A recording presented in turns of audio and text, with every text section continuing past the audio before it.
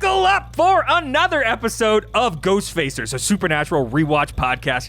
My name's Richard, and sitting shotgun as always is my brother in podcasting, Reed. Hey, I'm just sitting here waiting for my shot. Oh no. That's I not, deserve it. Oh no. I've been waiting in the wings. No, that's not how this is works. my time. If there's one thing I learned from this episode, No. it's that if I just wait and pretend to be nice, good things will come my way. That's not the way it works. No. You're just because you're a good guy doesn't mean you're Here owed anything. we go. Best friend, let's do it. Let's get into it.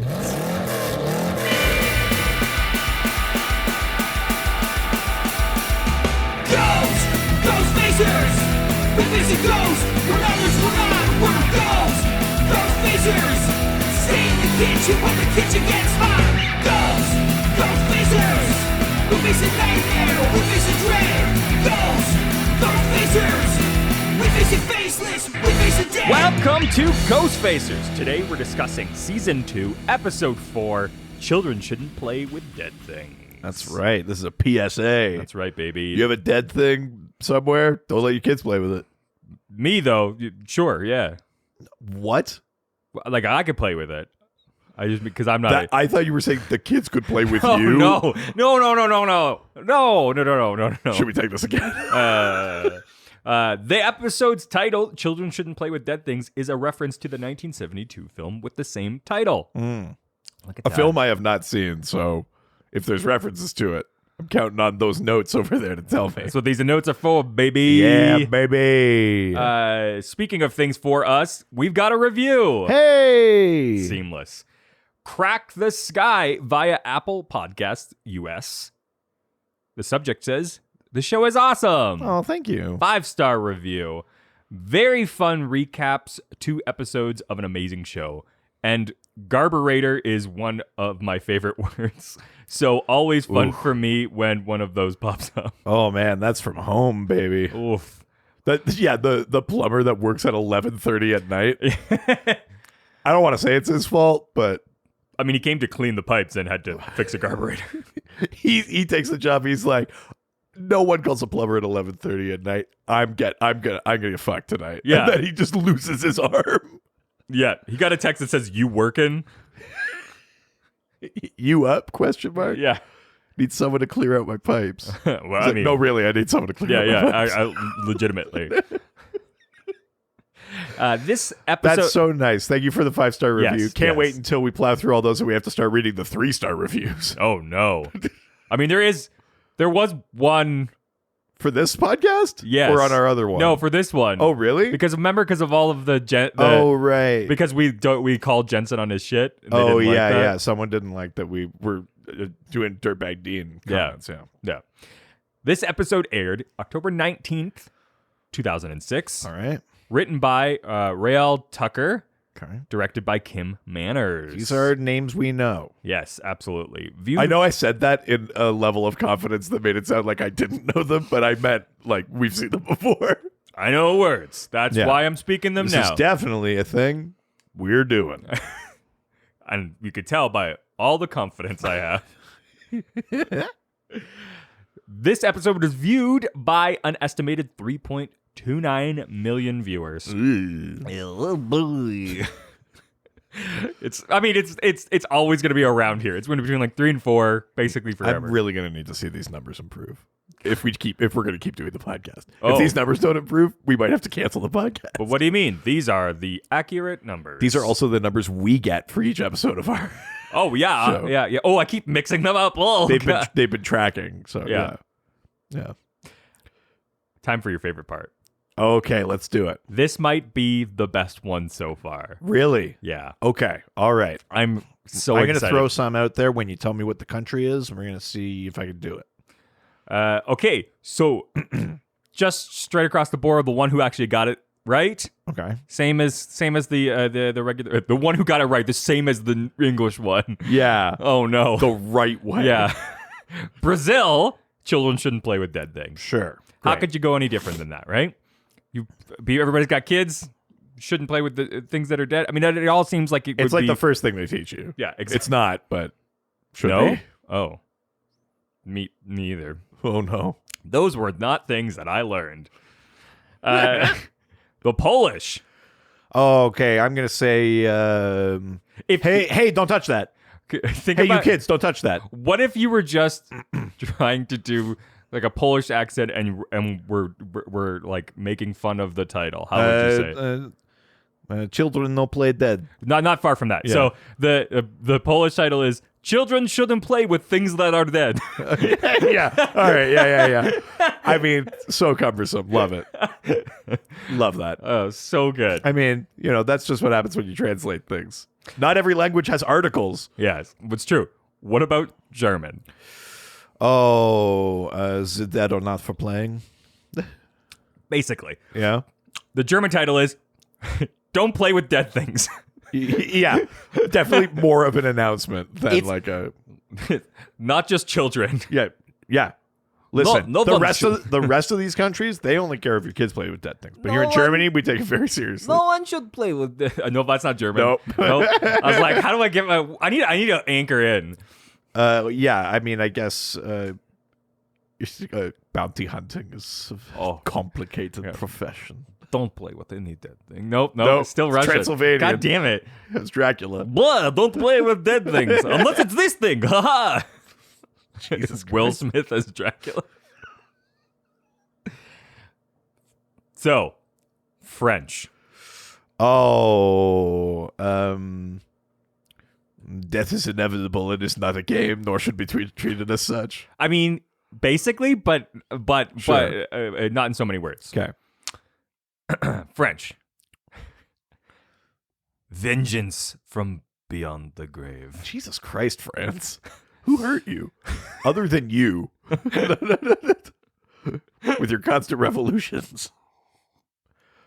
Yeah, vengeance, but from beyond the grave. Nope. What the fuck's wrong with me today? You only want to do Russian. I know it's very fun. Wow. See, that's why I started taking Russian on Duolingo. It's just fun. A vengeance from beyond the grave. Yeah, I can do Quebecois a lot easier. This is the third time we've had to. That's my dad's Quebecois accent. He always locks in by doing hockey announcements. He'll be like, tonight's third star. All right, Italian. Oh, Mamma Mia, you're not staying in your grave. Well, how did you know? I don't even have to do that one. That's what it was. The Italian. So offensive. The Italian. So good. The Italian one is The Tomb Mystery. I mean, I was on the right track. It was about the grave as opposed to the dead thing. Yeah. Yeah, the tomb mystery. Yeah. Okay.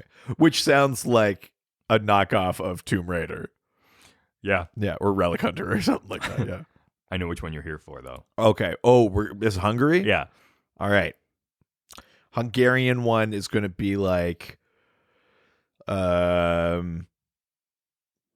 it's going to be like rotten to the soul or something like that. I wish. No, they're going more German this week. Oh, damn it.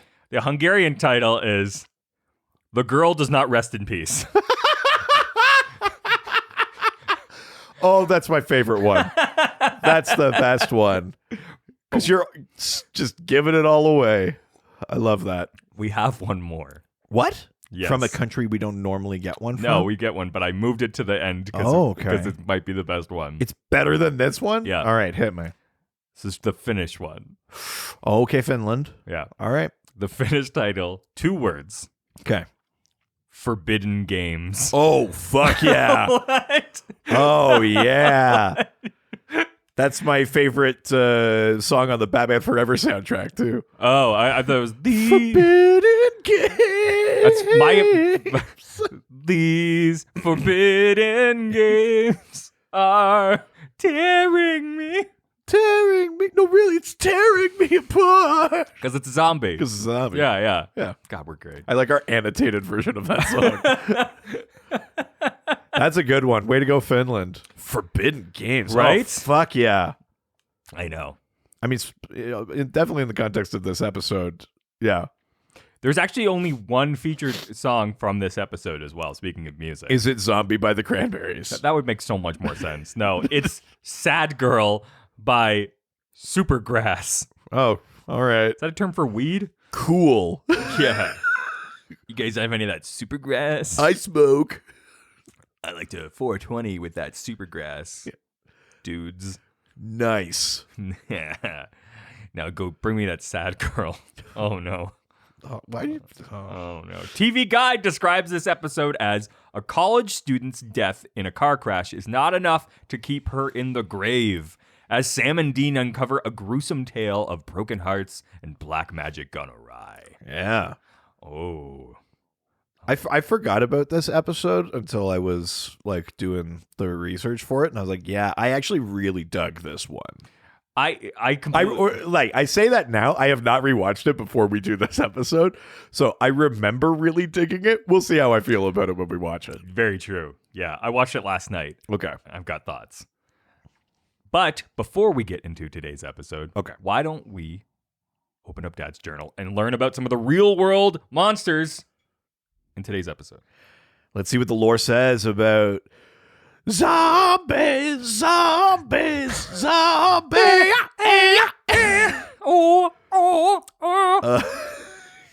Yeah, zombies. Yeah. This is a pretty big monster. I mean, we talked about it for the first season. They mostly avoided really big classic monsters. Yeah. For the most part. It's interesting. So we're kind of getting into some of them now. So what is a zombie? Simply put, very generically, it's a reanimated dead body. The word itself, I've seen a couple of different theories about where it comes from. Yeah. Could come from Haitian, French, and Creole.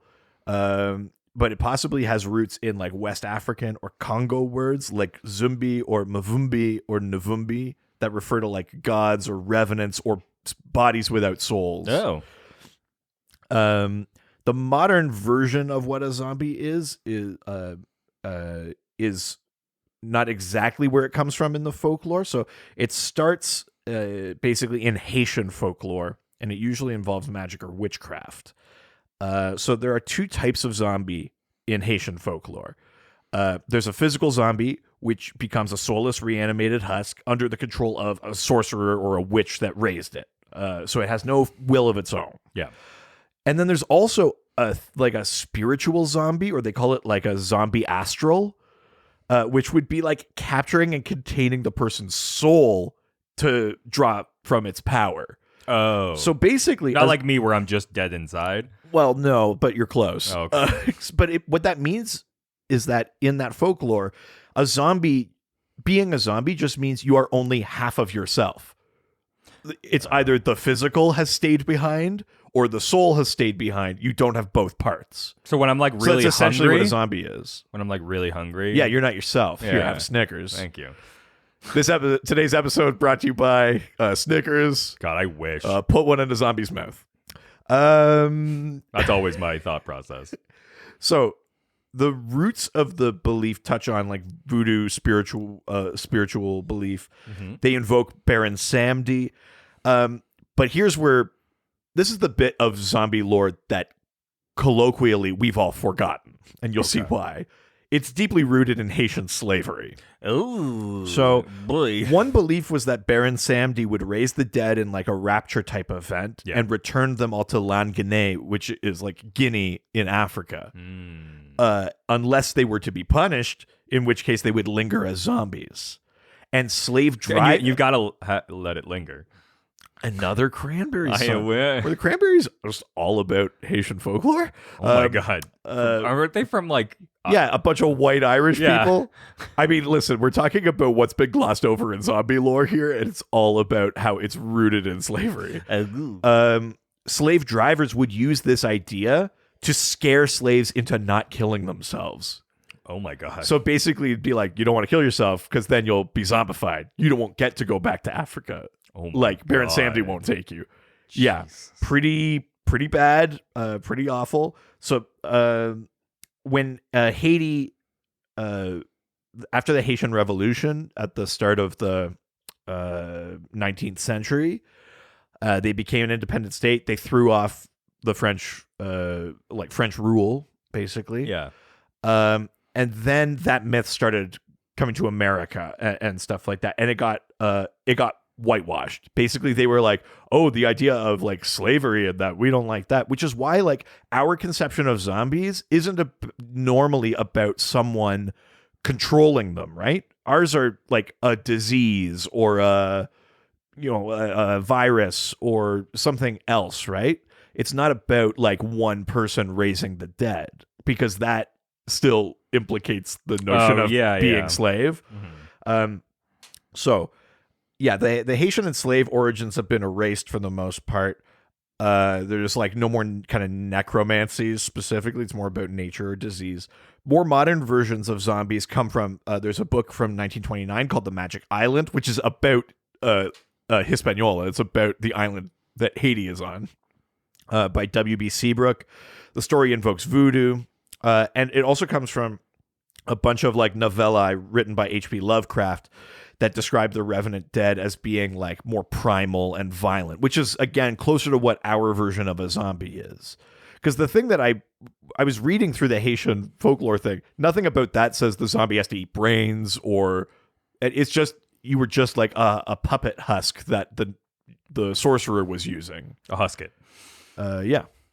But our version comes more from this Lovecraftian idea of like they're like animalistic. They've lost like the higher human intellect kind of thing, right? And then those things would then in turn influence like EC Comics. They would influence the book I Am Legend from 1954, which then, influences Romero and all those kind of things. There's a mostly debunked 1983 scientific article by Wade Davis who claimed excuse me. He claimed to chew? Yeah. Adorably? We'll leave it there. No, he claimed that there was like a chemical or like biological method of zombification that involved like things that could be found on the island of Hispaniola, like pufferfish toxin and some other kind of powder from a plant or something. He's like, if you mix those, if you put them in the bloodstream, it basically like it would like rob you of your free will. It would like put you in such a catatonic state or whatever. And his argument was that people may have encountered those things accidentally or deliberately, been thought to have been dead, been buried, and then the effects wore off, and then they would try to get out, and then that would be like where some of the quote unquote evidence of zombies might have come from. This has been terrifying. This has been largely debunked because they were like, those things aren't accidental enough. But like people being buried when people actually thought they were dead is like buried alive is very scary. It's terrifying. I think it's second to drowning for me. It's as someone who's literally afraid of the deep ocean, I'm more afraid of being buried alive. The buried alive thing though for me is like it would be less painful, right? Yes. You would just I think you would just kind of run out of oxygen and sort of fall asleep, and then that would be it. The drowning thing feels like it's very immediate and horrible. But your body does do the same sort of shutdown thing. You sort of slip away. Feel like the water or anything like that? No. All right. Well, I got a couple options on the table.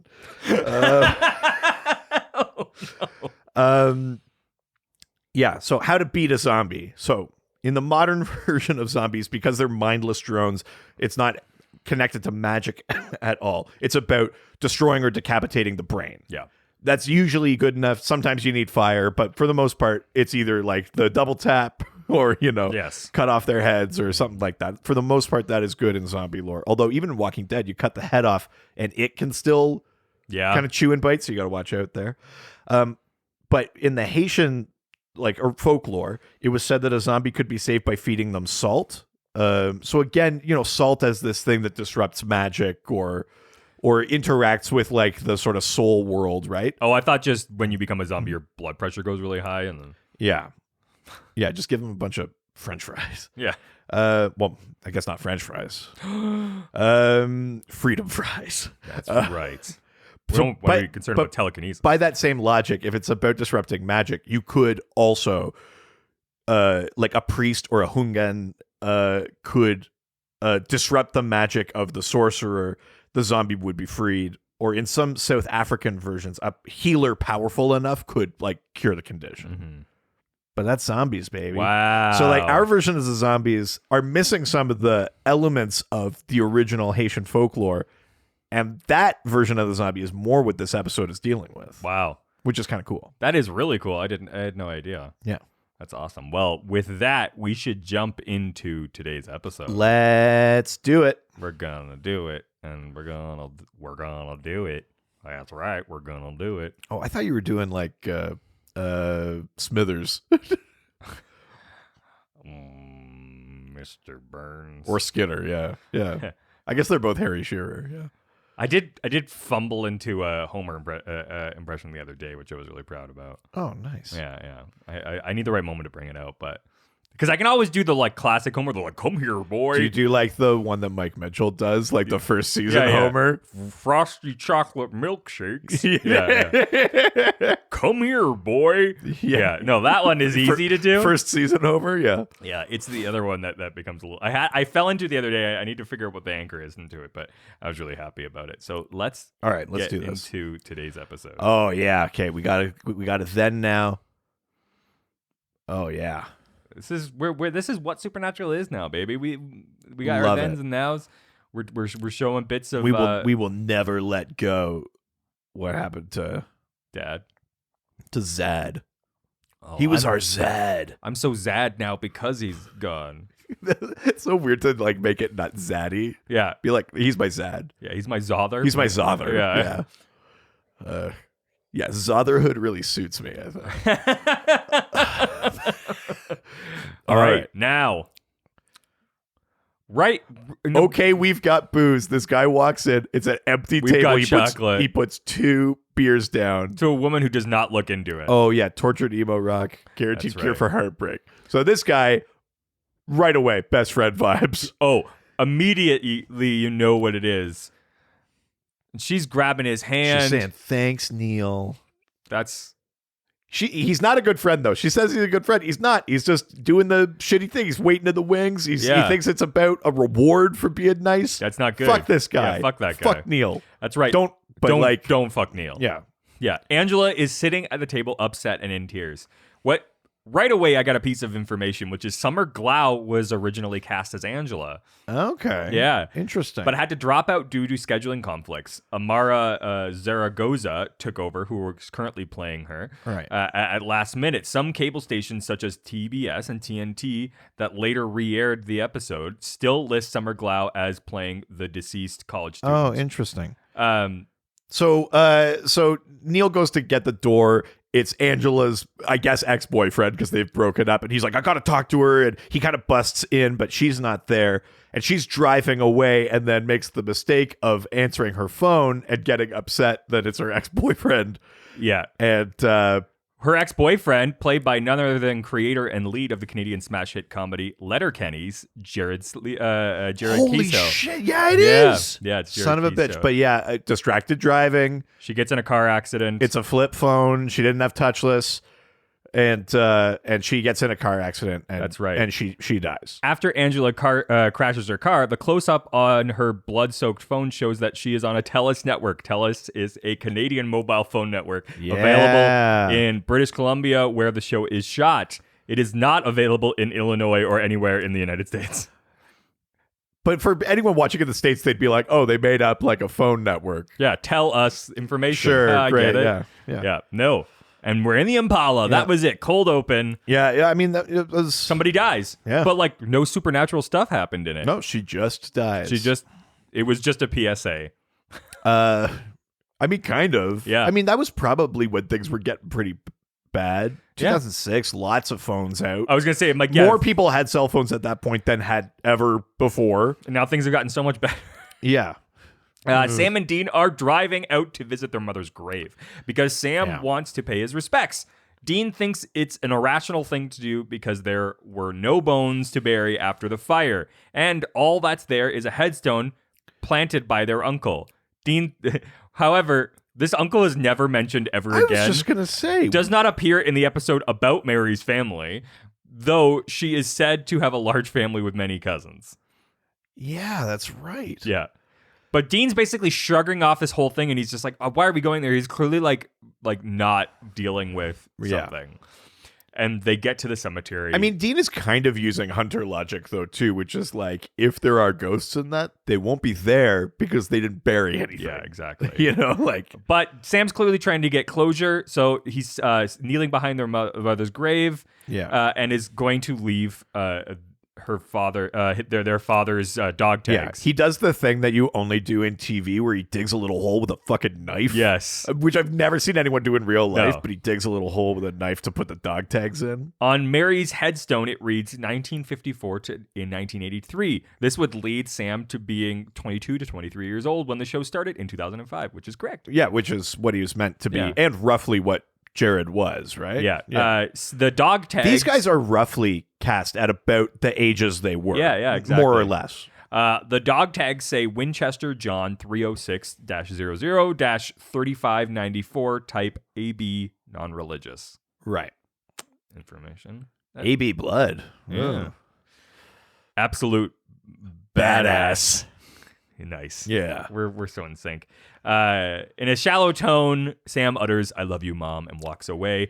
Dean is basically never getting within like a few feet of, or Yeah, like Dean is making a real point of like, it's not even like, well, we're here, I might as well. He's like, nope, not even gonna go close. But he notices this weird dead tree in the middle of it. The crew acquired this dead tree from The Exorcism of Emily Rose's production team from the 2005 film. It's the same dead tree that is prominently in season 1 episode Scarecrow. Oh, right. Yeah. Cool. So Dean notices the dead tree first, and then he looks around, and there's this like perfect circle of dead vegetation and stuff like that around. This. circle. Well, time is a perfect circle. I just meant the band Perfect Circle. Oh yeah, That was right. around this time period too. Oh yeah, I guess it would have been. Yeah. But he notices like the dead vegetation all around this grave.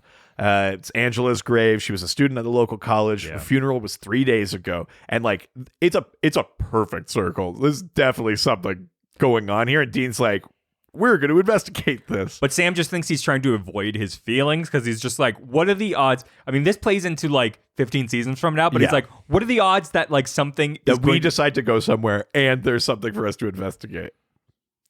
What are the odds? What are the odds? Yeah. What are the odds that we are watching this show and doing this rewatch episode and then there'll be something for us to talk about? What are the odds? But basically, can't wait for how meta we're going to get later. I know. This is such an argument between them in this episode, which is that like Dean's clearly like avoiding his emotions and just like trying to get into a hunt rather than actually dealing with the fact that like now their mother's But he's dead also and not their father's wrong. dead. And Sam is almost trying to just avoid a hunt in order to deal with his feelings, emotions. Which is classic Sam and Dean. Sam wants to deal with his emotions. They're so different. Dean wants to deal with hunting. You only. and I, we're two sides of the same coin. But look, we're getting classic Sam look now too. Like the hair part, his hair's getting longer finally. Yeah. He's really getting away from the hockey hair. He's just so young looking there. I know. So they realize that Angela's father, who's a professor at the college, might have some stuff to say. So they're going to go talk to him. Because if something weird's happening, maybe the father will have some more information. Yeah, exactly. And then they show up and they say, we were friends of Angela's. We wanted to offer our condolences. Which, at least that's a decent cover here at a university. There's no way to expect that her dad would know all of her friends. Like in high school, you sort of expect maybe parents to have a slightly better idea of who the friend group is. But it's a slightly better cover than they usually have. And they look like college students. They're around college age. Yeah. It's actually not that crazy. Dean goes, oh, this is like a unusual book. He's like looking around the office while they're sitting and chatting with this guy. It's got some weird like ancient relic symbolisms on it. It's ancient Greek because this guy teaches a class. This is like the Greek and archaeology department, which I don't think are usually together because Greek is usually a classics thing and archaeology is usually something else. You wouldn't normally group those departments together. All right, Dorcas, Jesus. Listen. But you can tell that Dean's basically trying to like push him into giving some more information. Sam's just trying to Sam keeps Dean is looking for anything. Sam's like looking at him because the teacher's not looking directly at Sam, and Sam's looking at Dean while talking to the dog by being like with his eyes like, what the fuck are you doing? like this guy just lost his daughter, like chill out. And Dean's being so investigating, like I know, and this guy is like really spilling his guts. He's talking about how he still like phones his daughter and like just all that kind of stuff. She's the most important thing, and he's lost without her. It's like Sam is like, yeah, I get it, man. He's like, Dean, maybe we shouldn't be like, you felt any cold spots or like doing their usual fucking hunter shit. Well, and it's funny because Sam and Dean are basically saying the same things, but in completely different tones. Like Yes. Sam's going, like, yeah, it's really bad when somebody in your family dies, and Dean's going, yeah, it is. You shouldn't be doing anything to like. It's exactly the same tone, but completely different intentions. Yeah, exactly. Yeah, Sam is saying she's a nice girl who died in a car crash. That's not like vengeful spirit sort of stuff. Like, there's really nothing that would keep her around as a ghost there. Yeah, they're back at the hotel now. And Dean is like, we're not bailing. We got to figure out what's going on. It was a perfect circle, Sam. Yeah, they're back at the motel. I mean, Sam is right that Dean is not processing stuff, but I'm more on Dean's side in this episode. Sam is like willfully ignoring something that is clearly needs to be investigated because he's having a tough emotional time. This is one of those weird episodes where I'm like, no, Dean is right. I mean, he's right, but also should be dealing with his emotions. He should, but like, because he's being a bit irrational about the way he's going through. Yeah, I mean, he's being slightly callous about investigating. But there's basically the discussion that the grass is unholy ground. Yeah, it's greener. Yeah, elsewhere.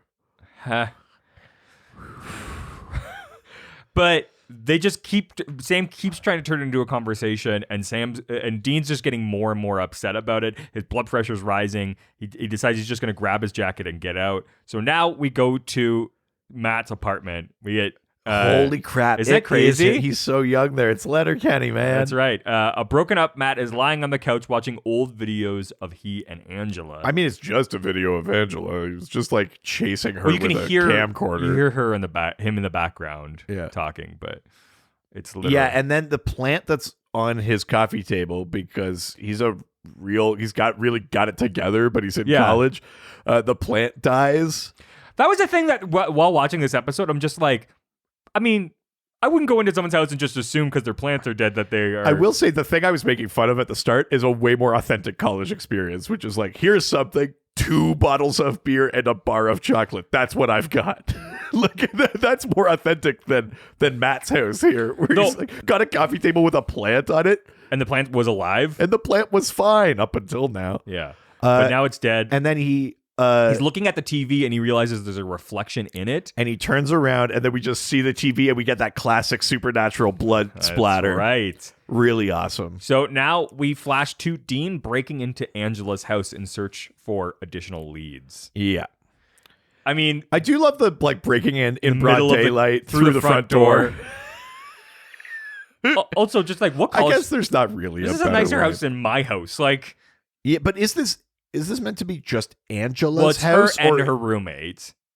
Right. So this isn't like not her dad's house. No. This is way too nice of a house. Look at the furniture. Do you think this house is furnished? It probably came furnished. There's no way that they brought all this stuff. I mean, that's crazy. But Dean sees a reflection. A lot of reflection shots in this. Oh yeah. And it's the Which roommate. is like a good callback because you're like, is Dean in trouble? And it's the roommate, and she's like, I gotta call the cops. Oh my god, someone's in the house. And Dean has to be like, I'm her cousin. I'm here to pack up her stuff. I'm sorry. Yeah, he uses the alias Alan Stanwyck, which is the name of Tim Matheson's character in the Chevy Chase film Fletch. Oh, from 1985. Right. So I love the like he grabs some random keys. He's like, how else would I have the key to your place? I mean, yeah, because who's going to be like, wait, that's not the exact same key as I have? Like, yeah, he didn't like lift keys off the dad or something like that. Like, I don't think he's so. just bluffing. Yeah. But what a good job. Actually, this roommate kind of looks like Summer Glau a little bit. A little bit, yeah. That might have been too weird. They would have looked more like sisters. Yeah. Yeah, that's strange. You know? But I mean, I love this. This is such a great like scene too, because he's just being like, what was she really like? Because he's trying to like figure out, is there some weird dark undertone? Like, There what's must going be on? something that like brings her back as a ghost or something. And the roommate's yeah. just like, she was great. You know, she She was just was really perfect. great. She was just, you know, something about her is just. And Dean's like, great. And she's like, yeah. Yeah. She starts talking about Matt, and Matt then she died says last night. he killed himself last night. He cut his own throat. And Dean goes like, yeah, that's terrible. Also not a thing people do generally. Exactly. Like, I don't think you can cut your own throat like that unless you have like a device to do it for you. Or unless you have just like the most insane psychopathy kind of like will, yeah. you know, to override everything. I think can't that's even pretty, imagine. yeah. Unbelievable. So, but basically, she's really like going hard on how bad this was for Matt, and that he was seeing his ex. He was seeing Angela before he died. Yeah, like, and then she's like, no, like seeing her. Yeah, he not was having just a hard time, and then Dean was like, "Did they have a good relationship?" Because he was like, "This is the closest thing I've got to a lead here." Is it a spirit? We like, cut to Sam, and it says, "Next on the Skin Channel, a tale of two Latin beauties." So funny. Which is, and Dean comes in, and Sam quickly turns off the TV. It's the exact like opposite of. I like that little moment where it's like Sam's a dude, Yeah, like, but this is the first. because normally This is Dean is like the one that's like watching his Busty Asian Beauties is his usual thing that he goes But for. Casa Erotica is a huge thing throughout all Yes. of the rest of the season. Casa Erotica comes up a lot. Weirdly, a plot device. Yeah. Yeah, it does. But this is a big deal. It's the first Yeah. time we've seen that. It's a Latino porn. Yeah, Sam admits that something is going on here. And Dean says, like, I know how to do my job. I'm not an idiot. I don't know what you think is going on here, but like, we got to actually do this work. And Sam's like, all right, fine. Because at a certain point, like, he knows that Dean is not an idiot. Like, he understands how to do this job, right? So I think at a certain point, he just has to go with it. But he's still pushing a little bit on the side of, like, I still think you have some emotional issues to deal with. Yeah, Dean is trying to figure it out. He said, I'm still not getting the vibe of angry ghost. Yeah. But he's like, but I do have her diary. If anything, the girl's a little too nice. I need you to talk to her friends and stuff like that. Figure out anything. There must be like a dark spot somewhere. Yeah, where is this all coming from? So they go to Neil's house, the friend, the super nice friend. Sam and Dean pose as grief counselors from the college. Dean posing as a grief counselor. That's so funny. It's as funny as him posing as a priest. Christopher Jackot's character, Neil, is a teacher's assistant in this episode. Jackot is also played a teacher's assistant in Degrassi, The Next Generation from 2001. Oh my God. Is it the same universe? Oh, maybe. Where's Drake? Yeah. Yeah. Aubrey, where are you? Yeah. Neil is basically refusing to talk. Yeah, Neil seems very confident. He's like, Angie's death was Matt's fault. He felt guilty. He killed himself. Yeah. It's like very like definitive. Matter of fact. It's like, on the night of the accident, she walked in on him with another girl. She crashed the car. He tried to call her. It's his fault. He felt guilty. Bada bing, bada boom. There, case closed. Thank you, grief counselors. Great casting for this type of guy, though. Just, God. And I've watched Promising Young Woman relatively recently. I'm just like, all these fucking... It's the second time today you've brought that up. You must have watched it because it's just under my skin. Like, it's all those horrible like learned behaviors of like, if you're the best friend and are you a Ross? Are you just waiting for your turn? All that stupid shit that all of us were fed while we were growing up.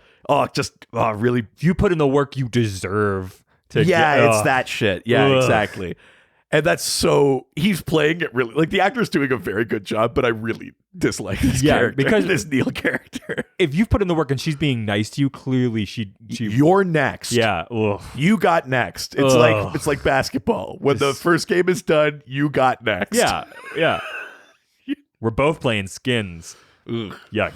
Yeah, it's bad. So now we're at the cemetery. The guys realize that, okay, regardless what's happening here, let's burn the bones, because that's always at least of the first step, right? Yeah, I mean, it's... And which is funny because Sam's like, she just was buried. This isn't just bones. Yeah, it's going to be like a person in there. And Dean just doesn't even care. He's got fucking... But they open up... They open up the casket. Yeah. Nothing in there. I know. Not good. That's the opposite of a full body. Yeah. We cut to Neil going down into his basement. He which is unlocks the door not into his suspect basement from at the all. outside. Yeah. And look who's sitting there. It's Angie. Uh-oh. It's Angie. Do-do-do-ba-do-do. And she's smiling and she's being very kind of like flirty with Neil. Yeah. It's not, something is different about her than when we saw Very her different. initially like being consoled or whatever. She was just there because he was quote unquote being a friend. Now she's telling Neil she misses him and then starts kissing him. Yeah. They're like they are just full out making out now. This is not the version of her that. No. It's almost like something is a lot different. Yeah, something's not right there. We go back to the cemetery. So Sam Dean's and- like, they buried the body 4 days Yeah. ago. I don't get it. And then they look inside the casket and there's like some torn fabric. And there's all these like, Runes and- it looks like the ancient Greek from the book Yeah. that Dean saw in the professor's office. So they're like, the professor's part of it. Yeah, gotta- we've seen these before. Yeah. Let's go to the professor. So Sam and Dean visit Angela's Look how dad. big this fucking house is. I mean, I know he's a He's a professor. professor, but yeah. still, It makes a bit Jesus. more sense. And they're basically just like, hey, we need to talk. And he's like, why are you guys back again? But okay. He's like, hello, you found my house this time. Yeah. Angie's friends. yeah. Like, it's a little bit suspicious. And Dean immediately is just like, you teach ancient Greek. Tell me, what are these? Like, super confrontational. Yeah. And he's like, I don't, like, why are you having this? Yeah, You said this had something to do with my daughter. Like, why are you here? Yeah, Dean's like, please just humor me. Tell me what these are. Yeah. And he said they're part of an ancient Greek divination ritual for like necromancy, Yes. raising the dead. The ancient Greek symbols are used for communicating with the dead, even bringing corpses back to life. Yeah. As Dean puts it, full zombie action. Yeah. He accuses Dr. Mason of using this ritual to bring Angela back to life and threatens him, like right immediately, like super confrontational. And you can see Sam's like looking like, okay, whoa. Like, we aren't here already. Like, you can't just immediately start confronting him until you have proof. Yeah, Dean is trying to do like the third act Sherlock thing, but Yeah. he's not there. No, there's Yeah. nothing to put him there. Yeah, he's like, this isn't your daughter. These things are like vicious. They're violent. Haven't you seen Pet Sematary? Which was a zombie horror film from 1989 from Stephen King. And Dean is like, where is she? You're hiding her somewhere.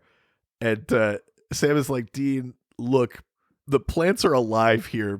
Like, she's not here. Yeah. She hasn't been here even. And Dean's just like, whatever, and starts rushing out. And Sam's like, I'm sorry. Like, Yeah. this is we were bad. And he's like, I'm gonna call the cops on you guys. Like get the hell out of here. Yeah, and now I have to eat crow for saying that Dean was right this episode. Fuck. Damn it. Really got to start rewatching these before we rewatch. Sam starts now confronting Dean outside, being like, what the hell is wrong with you? Like, I don't scare easy, but like, you're scaring the hell out of me right now. Dean admits he refuses to talk about it, saying that he can take care of himself, but he admits that he's being an ass, but they have more things to worry about right now. Like, he realizes... Dean's jacket in this season, so much better than that first season big old I know. thing. I know. Sorry, that's completely not related to anything. You just got to throw in a little shout out for the jacket. But basically, they're like, look, Sam keeps trying to bring it back to, like, we've lost all these people, and I don't want to lose you too. Yeah. And Dean's like, all right, you're like, look, you're not going to lose me, but like, we got to get out of here. The cops are going to come. Dean doesn't even say that, but he does say I'm being an ass and I'm sorry, but he's like, there's zombies around, and then there's this funny scene where Sam just starts laughing, and he goes, just like, you just said zombies, like, our lives are weird. Yeah. It is a nice way to kind of break the tension because Yeah. we're doing another one of these, like, process your emotions. It is nice when both of them are like, this is weird, right? Yeah. We cut to Neil and Angela, and she's just like, honey, is something bothering you? There's a real like Stepford Wives-y kind of thing about how she's acting. Like, haven't we wasted enough time talking about Matt? Like, why don't you come sit down here? Yeah, Neil is looking concerned. Because he realizes that, like, clearly she killed... This is bad. You always said he didn't deserve me. I mean, I'll give the episode credit. It's making this guy regret the best friend thing. Yes. I'm into that, but the hymn of it, like the actor's doing such a good job. I'm just like, you deserve everything you fucking get, Neil. Yeah.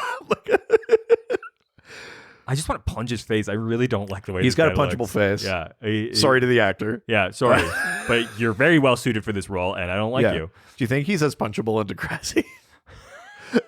More so. He's a teenager then.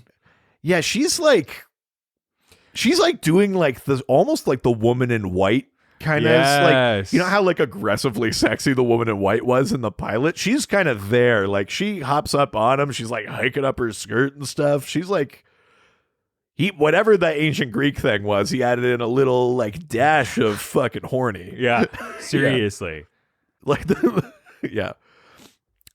This is where I think we're gonna get a little bit of lore. We They cut go to Sam back and to the Dean, motel, yeah. and Sam is like, "You've been watching too much Romero. There are hundreds of legends about zombies. They all have different methods of killing them. Some say setting them on fire. Set it. Feeding their hearts to wild dogs. That's a different one. And then, but they're saying like it's not just like headshot or things like that. Like we don't know what kind of zombie she is, what brought her back, anything like that. Let's talk a bit about George A. Romero, a writer of basically like the one who made zombie films popular. Yeah, his first one was The Night of the Living Dead From 1968, where the zombies were killed by a headshot or a trauma to the head. They're one of the first ones where we really hear about that in mainstream culture. As the decades passed and he released more zombie fics, they became harder to kill. Thus, Sam stating that there's too much lore on killing of zombies and how they've become zombies via pathogens, demon entity, space seeds and such. This is just the first time they dig up a fresh cadaver, albeit an empty grave. This is the first time that's happened. Also, fun fact, Night of the Living Dead, they're not called zombies, they're called ghouls. Yeah. In Dawn of the Dead, the 10-year anniversary sort of sequel to it, Yeah. that's where they're called zombies. Sam also says it's impossible because there are hundreds of methods on how to kill the Walking Dead. The Walking Dead, just a fun fact, Jeffrey Dean Morgan plays a character on AMC's Walking Dead in 2010. Negan. Yeah, that's right. So there's a connection back. But they basically don't know what to do. So they They do figure out that someone else must have access to all the same books and that. I think they've caught on to Neil. Yeah, because Neil is the teacher's assistant. Teaching assistant. He has access to all the same like, runes and stories and knowledge and stuff like that. So they go back to his house and it's empty. They find a door to the basement. Dean says it might be where he keeps his porn. Yeah. Which again feels like a little bit of a dig on Sam that he was like just chilling in the motel just about to whack it or whatever. Yeah, not locked up. He's just sitting fully clothed, just going to watch a porn. That's also a weird thing. Have you ever done that? Have you ever just sat and watched a porn without the intention of... I've come upon like groupings of like friends who were doing maybe that. Don't phrase it like that. I've come upon... no, but like I've had friends who do that and I always find it really weird. That's weird. Yeah, we're just like a bunch of dudes watching porn together and I'm like, this is strange. Yeah, I mean, it's... Like, let's either fuck or like... like either take your dick out or like put the porn away. Right. Just watching it casually is not going to be weird. So Sam and Dean go down in the basement. They find like the bed she was staying on, stuff like that. Dean sees like a grate that's been sort of pulled. Clearly, she had been breaking out of this basement. Yeah. And this was the thing Neil was concerned about because he was like, she's in the basement. She didn't kill Matt, did she? Yeah, how could she have done that? She's getting out. Dean says Angela's roommate was kind of broken up about Matt's death. A little like too, really broken up. Like maybe she was the one who fucked the other one. Yeah. Yeah. So they're like, we got to go because maybe that's where Angela's headed. Yeah. So they decide that they're going to go to Lindsay's house. Yeah, which is, Angela's house that we saw before, the massive house. Yeah. It's taking her forever to pack these boxes. There's so much stuff still on shelves and for all the boxes that are out. Lindsay was looking at a photo of Angela and Matt, clearly like pining over Matt. She hears a noise at the front door. Angela comes in and it starts attacking Lindsay with scissors. Yeah. There was a great shot where she like looked out the front door because she thought she heard something, and then she turns around and it's Angela. I love that. Yeah, you know what you did. Yeah, this is giant scissors. Like, were they in like a crafting club or something? Why are those scissors out? Where's the phantom thread? But she takes 2 swings at Lindsay and misses both time. Lindsay kicks Angela to the ground, causing the scissors to stab right through Angela's chest. Yeah. Yeah. Lindsay's this is in like shock. a classic like possum sort of fake out thing that we've got going on here. It's a great effects shot with the scissors in there. Really digging that. Yeah, Lindsay's obviously, there's a lot of feelings there, but Angela wakes back up. Yeah, just like shot open eyes suddenly when you think she's pulls dead. the scissors out. Oh, such a good scene. Really, really good effects here. Yeah. See, even just like the blood kind of drip off Yeah. it's a good little effect. moment. Yeah, I liked it a lot.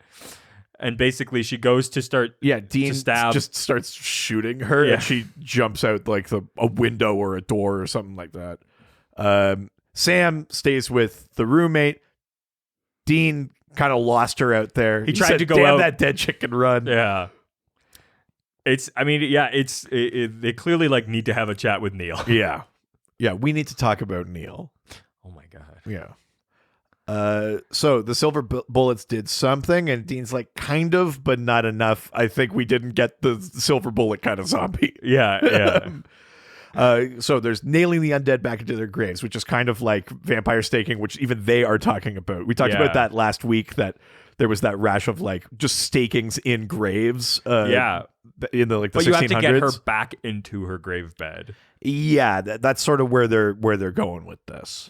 So they've got to get her to the cemetery, which they're like, I don't really know how we're going to do this. But Yeah, they open the door, and Neil is like, "It's the middle of the night. What are you guys doing here? Yeah. In my house. Hello." Dean says, "I've heard of some people being desperate to get laid, but you take the cake." Yeah.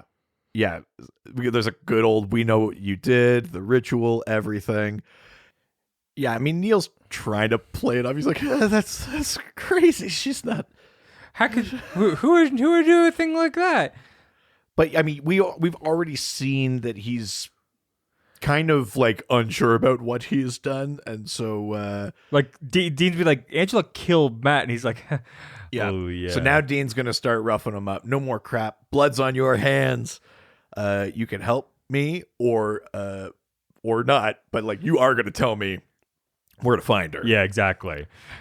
And I mean, you can clear. This is way too far for Neil. Wait, Like, they're not at his house? yeah. No, because he says she's at my house. So where are they now? That's. Are they like at his office or something then? Are they like at the school? I mean, This is too big to be a TA's office. Yeah, my note was saying that it was Neil's house. So I'm not really sure. Maybe it's just a weird way to have phrased it. Yeah. Where is she? My house. Maybe he's just scared. Yeah. It's like, oh, wait, I'm where we are right now. My house. Yeah. But he's basically saying, like, is there a ritual? Like, we're going to need some black root. Like, it's complicated, but, like, it'll get the job done. She'll be dead in a couple hours. Like, Dean says, like, there's something that we can do, but Yeah. And he's like, you need to be should come part of with this. And I think it's because Dean's idea is like he use him as bait, maybe Yes, a little bit. Exactly, yeah. Because she's tied to him, at least for right now. And at least that's one thing that we've got. But he's like, we need to get you out of here as soon as we can. But most of all, be cool. No sudden movements. Yeah, because he's gotta get her to them. Yeah. Which is terrifying. Because he knows that she is like killing people, and now suddenly he has to convince her that I mean, and he's a cowering like little dweeb. Like he's not gonna be able to keep it cool. Well, no, of course not, because he was like, he opens up the closet after they leave, and Angela's there, and he says like, "You said you'd stay in the house," and she's like, "I'm sorry, Neil." Pookie bun or whatever, like she's doing that kind of thing. I done a kill. She's been stabbed a couple of times, and he's like, "Oh God!" He's like, "Yeah, you're definitely a corpse." Yeah. Oh, what did I do? What did I do? I've definitely been probably having sex with a corpse. Absolutely. Yeah. He's like, "I can't believe my first time was with." I'm a 26-year-old TA, and I lost my virginity to a corpse. It's just like what my parents said was going to happen. Yeah, which was weirdly specific and Yeah. a tough thing to hear at 15. Which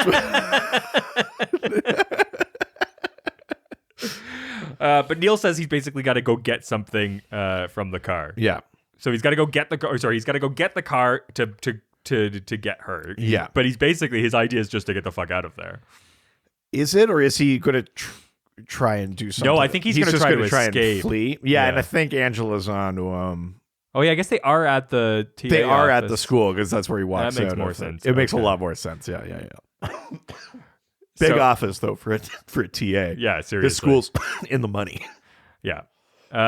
He goes to the car and suddenly Angela's already there and she's like, "Why are you look nervous? Were you going to leave me?" Yeah, and now all of those things that were driving her to like seek revenge are like now coming back around on Neil. And she gets so mad and she's like, "I loved you." She just grabs his head, snaps his neck. oh, yeah, Just dead Neil. I mean, he deserved it. Fuck that guy. yeah. That's what you get for believing in the friend zone.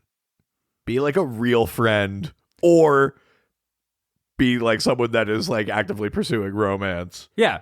I mean, you can also be both, but understand that there's a line well, and that it's and that you aren't owed anything. exactly. Fuck you, Neil. Yeah. You fucking. Is there a deserve way it. for us to like digitally spit on his grave? It's been on the TV, but please don't do that. It's mine.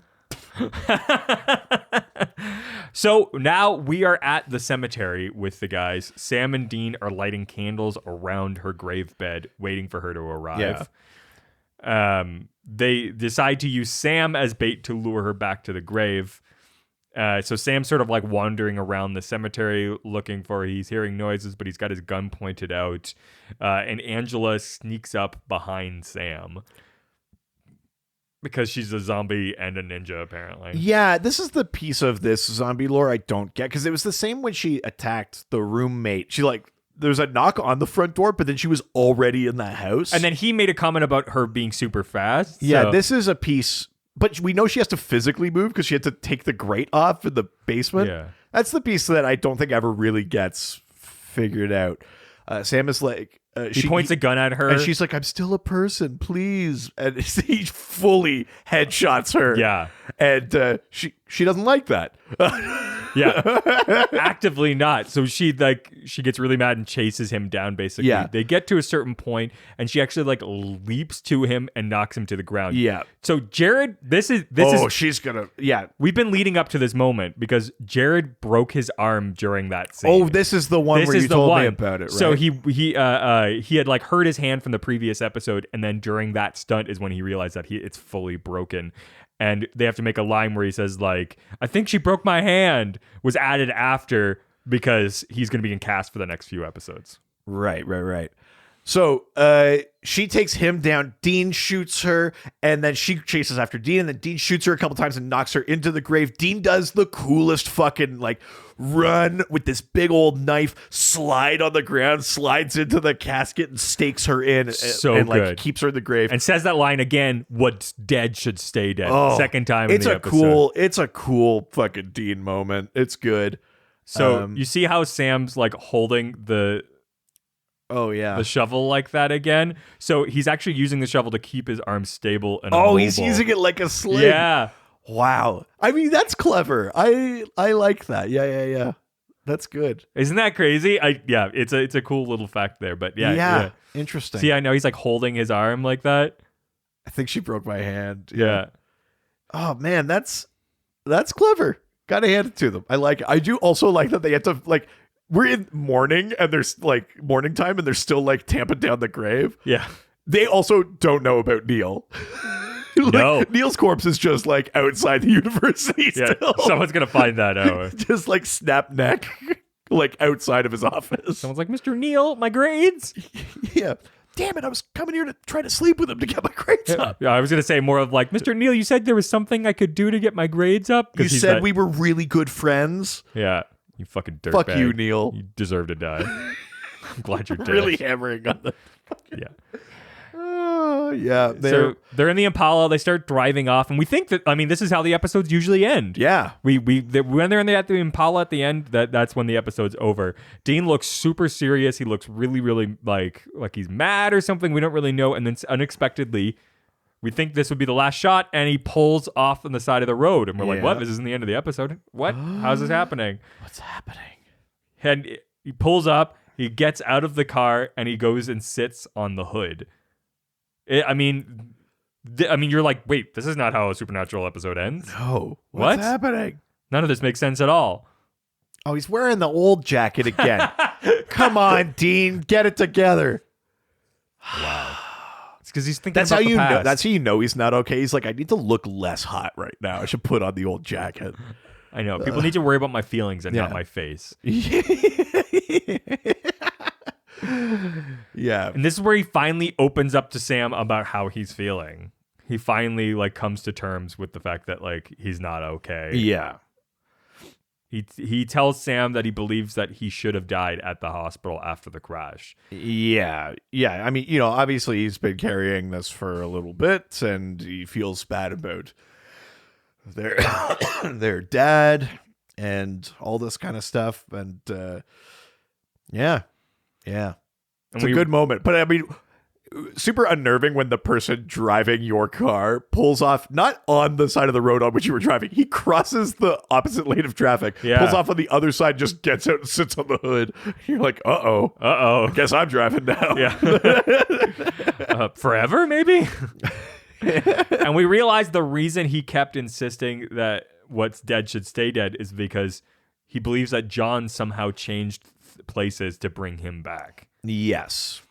Yeah. So he's having this encounter with the zombie as now this is sort of the breaking point for him, where just it's not right that I'm here. Yeah, exactly. I was dead. I mean, what he's not bringing up is I was fighting that Reaper tooth and nail about leaving. He's like, I wasn't cool with leaving until it cost us Dad's life. Exactly. But, yeah. And with tears falling, he says to his brother, "So tell me, what could you possibly say to make that all right?" Oof. Oh, Dean. Just when you're like, I can't handle it. I just want to fix him. Yeah. Just when you're like, oh, Dean can't be fixed. He's fucked up. And then he has a moment like this, and you're like, yeah, no, he can't. I mean, Jensen's just acting the hell out of this. Look at that. Look at those wet eyes. Oh, yeah. I mean, I got some wet thighs. Wait, you don't have the parts to. That's how powerful Jensen's acting is. Wow. I pissed myself. Oh, I was just saying, you cummed your pants, I guess? Yeah, in your house while we were recording. Wow. Does that make you feel uncomfortable? On my chair. Is that weirder than just watching porn together? Yes, but I like it. We're really this. I think is showing how uncomfortable we are with emotions. That we were like, this is a real intense scene. We should make a cum joke. Yeah. We should. That's generally what my thought process. Yeah, God, we're not okay. Yeah. Oh my God. Time to pull this car over. Yeah, time to wet my eyes. Sam has no words for his brother, and the two just sit brokenly on the hood. Unbelievable. All right. They may have fixed the Impala, but they haven't fixed themselves. No, certainly not. And that was the end of episode number 4. That's that episode. Wow. So, children shouldn't play with dead things. And neither should she. Neither should Neil. Yeah. Fucking piece of shit. What are excuse me, your thoughts? Yeah, what's your rating for those? Surprise, surprise! This isn't the first time we're gonna deal with. This is the first time, but this isn't the only time that we're gonna deal with sort of the undead in this show. Of course, we've already dealt a lot with ghosts. Yes, but this is now a more of a, and we've seen vampires, reanimated corpses. This is back from the dead. Yes, it's not the first time that we're gonna deal with this. And so when I was thinking back on this episode, I actually this is probably one that I remembered the least from this season. Right. It's not one I would have thought of on my own, but when I saw it was coming up, I was like, "Oh, I remember this one." Yeah, but I conflated it with a lot of other things. Okay. I think that it's probably the weakest of this season. Of the weakest episode of this entire season. Yeah. I don't think I remember some of the other like ones in the mid-season. I mean, we'll see but how I rate them as we go along. I agree thus far. Yeah, definitely thus far. I think that the actors were okay. Neil was played well, even though I fucking hated him. That actor's doing his job. Yeah, he's doing a good job. Just with that fucking face. Yeah. Yeah, great work with the face. Yeah. I definitely didn't like you. Yeah. But I think that, I mean, this is that they do a decent job of not making him look like he was justified at all. Like, they definitely do a good job painting as like the friend thing is a bad thing. Like, yeah, I mean, props to this episode for going there. For early 2000s, I mean, that's impressive that they weren't like, I mean, he deserved it, but he shouldn't have done it this way. Like they make him look like a bad guy the whole time. Yeah, no, definitely props for that. Yeah, absolutely. And I think even with the way that they casted him, I think that they intentionally made it seem like that pathetic piece of shit should die. Which is why I think that like that neck snapping scene is so gratifying, because you're just like, good. Yeah. Like you're terrified of her, but also you're like, thank God, at least this guy's out of the picture. Like, he doesn't get to make it out of this. Yeah. Which I think is an important piece to this. I mean, I think that you could potentially, because usually like the main sort of victim, whether they did something bad or not, typically will make it out. Yeah, sure. Yeah. And he doesn't. And I think that's an intentional move. Yeah. So from that standpoint, I like it. I think that she plays it's a little woman in white kind of situation. So it's not like that unique of a characterization. I mean, certainly also like they literally put her in a white dress. And that, I think those brief moments where we see her before she's dead and she's upset and driving and stuff like that, she's acting very well. Like, she's a good actor, but what they make her do as the zombie just feels kind of bleh. Yes. I understand why, like, they want to do the sort of like, she's not quite herself. She's like, there's something else going on, but it just comes off kind of like bored. Yeah, I think a little bit. Yeah. I mean, it's very much like in line with like, I think if this was a horror movie from this time period, I'd be like, yeah, that makes sense. Like, sure, feels like that, but it just was like unremarkable, I think, for the large part. I would agree with that. There was some there was missing some clarity on the whole process of killing the zombie, and like the like what the actual process, like, it didn't feel super clear. I have issues with the type of zombie thing in this. Yes, it seems very sort of, because there's so much they didn't.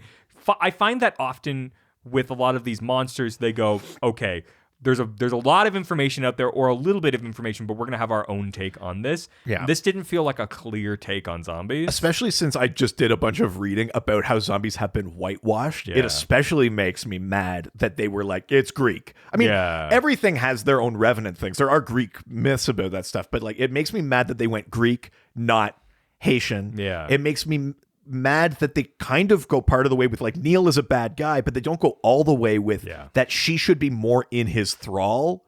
Like do the slave thing.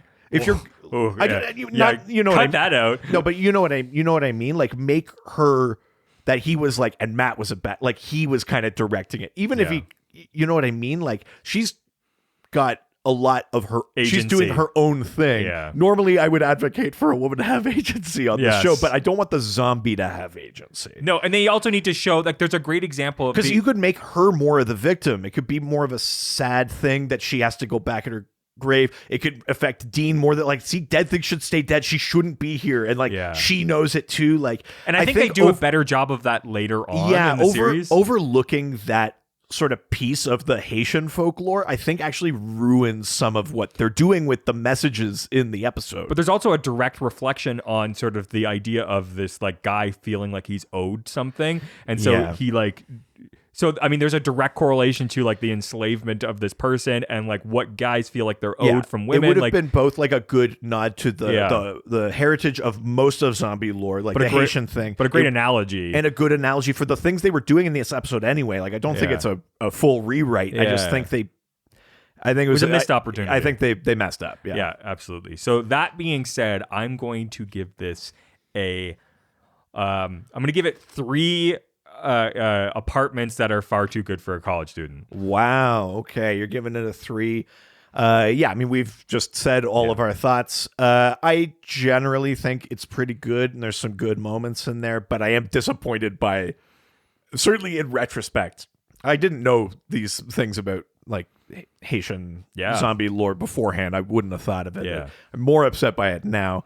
I think I'm going to give this one.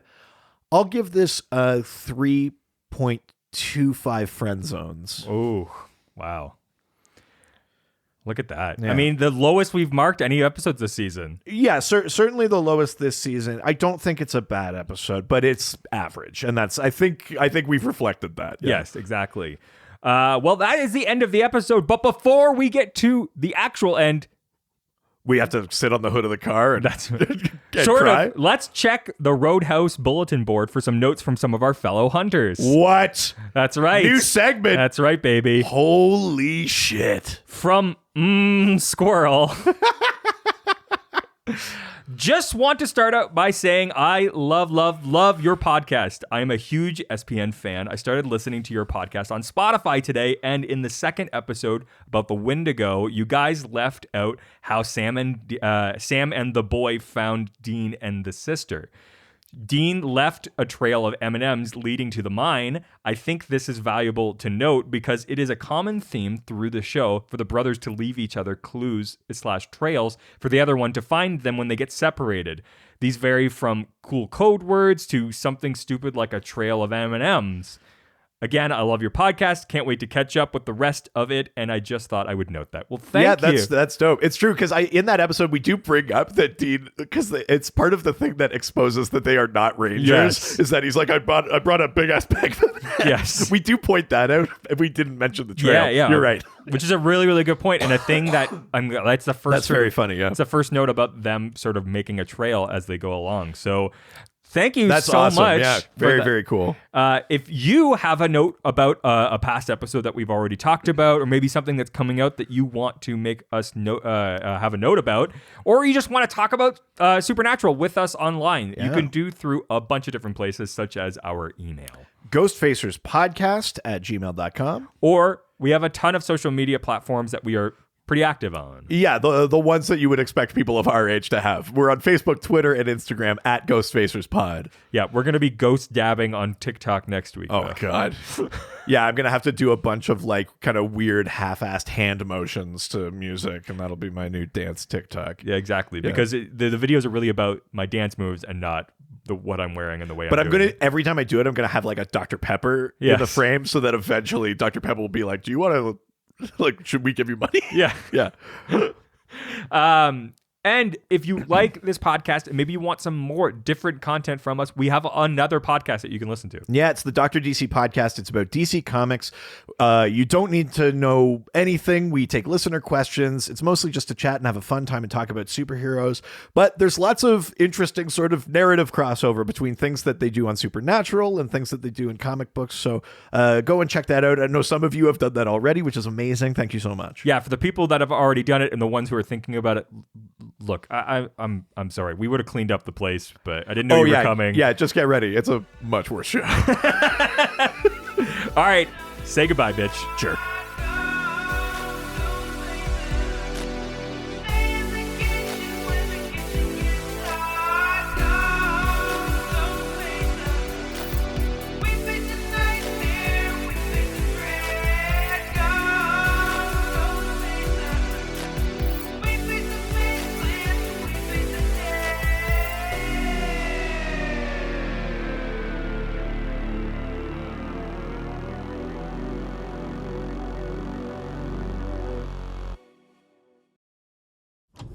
This was a Brain Freeze podcast.